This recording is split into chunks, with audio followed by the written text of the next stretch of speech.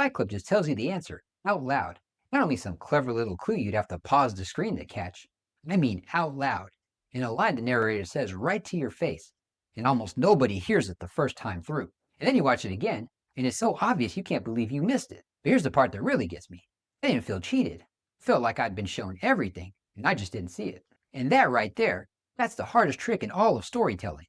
A twist you can't see the first time, and you can't miss the second. So I went back and I tried to figure out how Fincher and Chuck Palahniuk actually pulled that off, because the trick underneath it is something I've been trying to get into my own writing ever since. This video is about clues and point of view, how you plant a clue right out in plain sight without cheating your reader. And by the end of this, you're going to understand three things.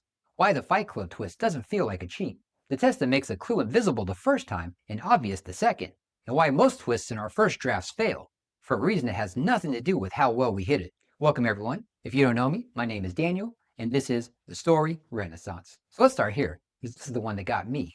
Fight Club never hides a single thing from you. It shows you the truth over and over and over. And the hiding isn't done by holding stuff back. It's done by sticking you inside of a point of view that can't even see what it's looking at. And look, this is a choice, okay? Not a rule, a choice. Because there are two ways to write an unreliable narrator, and they both cost you different things. A narrator who lies to you on purpose has to be managed. Somebody's cutting away at the key moment, skipping the scene, steering wide of the one fact they'd never in a million years leave out, and it can absolutely work. I mean, Amy's diary in Gone Girl is a lie pointed right at the reader, and it's the best thing in the whole book, but it costs you.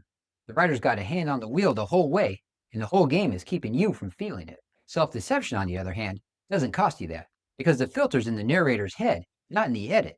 So everything can be right there on screen, fully lit, dead center of the frame, but it reaches you already bent. And the bend is coming from the character, not from the author. It's a true report from a mind that's completely broken. He isn't lying to you. He doesn't even know himself, which allows David Fincher to be bold and watch what he does with it. The is on screen before he even exists. In the single frames in the first act, standing over at the edge of a doctor's office, by the copy machine, at the far end of a shot, just a few frames, gone before you can even notice him. And that's not a gimmick. It's not some fun little Easter egg for the DVD commentary. It's the movie telling you its entire plan in the first 20 minutes. The truth was there the whole time, and my eyes just went right over it. But being open with the truth isn't enough on its own, because the clue your audience can see is a clue that they can crack, which is where I got stuck. So how do you put a clue in plain sight and keep it invisible? Okay, here's what I think the move is.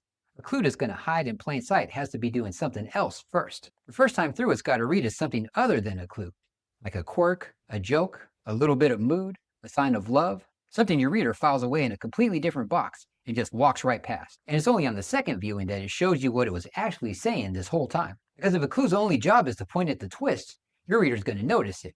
Readers are pattern machines, and a detail that's got no other reason to exist might as well have a giant neon sign pointed at it saying, here it is, here's the clue. I mean, that's what giving it away really means. It's not that your clue was too big, it's that your clue was only a clue. That's it, nothing else. And it stuck out because of it. And I've done this, by the way. I've written a clue that was only a clue, and it stuck out so bad I might as well have circled it. And the best example of this in Fight Club, and honestly this might be one of the best in any movie ever, is a line the narrator just says out loud, right in the middle of the thing.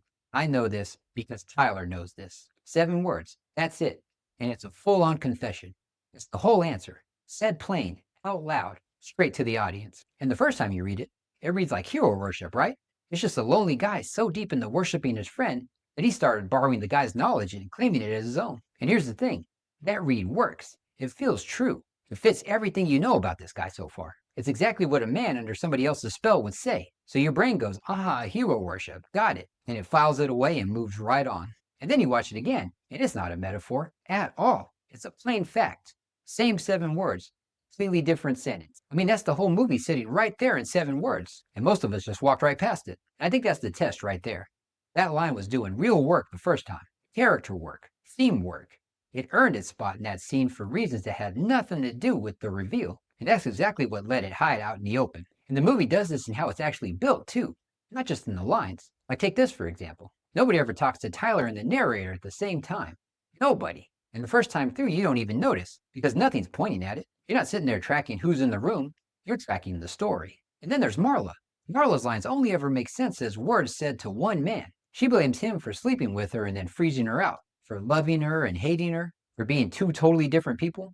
And the first time that reads as Marla just kind of being all over the place, or maybe as a comment on how this guy is just kind of jerking her around. And then you watch it again, and it's one of the most literal lines in the entire movie. She's just describing what's happening out loud, and nobody listens to her, which honestly is kind of one of the saddest parts of this whole thing. So every clue is pulling double duty, but there's one more test the twist has to pass. This is the one my drafts kept failing, because the twist can be perfectly hidden, perfectly planted, perfectly fair on the way in, and still leave your readers feeling cheated. Okay, so here's the last one, and it's brutally simple. After the reveal, just everything you saw still stands. Because that's the whole difference between a twist that lands and a twist that cheats. A twist that lands asks you to see it all again. A twist that cheats asks you to throw it all away. And if your reveal makes people throw out stuff that they actually watched, if people acted in ways that nothing in the story backed up, if the rules were never what the story said they were, then guess what? You didn't surprise anybody. You just told them that they wasted their time. And that feeling right there, that's the feeling that makes somebody throw the book across the room and say, F this guy, I'm never reading anything by him ever again. If Fight Club doesn't throw out one single scene, not one, every event still happened exactly the way you saw it happen. That parking lot fight still happened. It was just one guy. The apartment still blew up, and Tyler did it, which means the narrator did it. Nothing gets taken back. Nothing gets quietly walked back.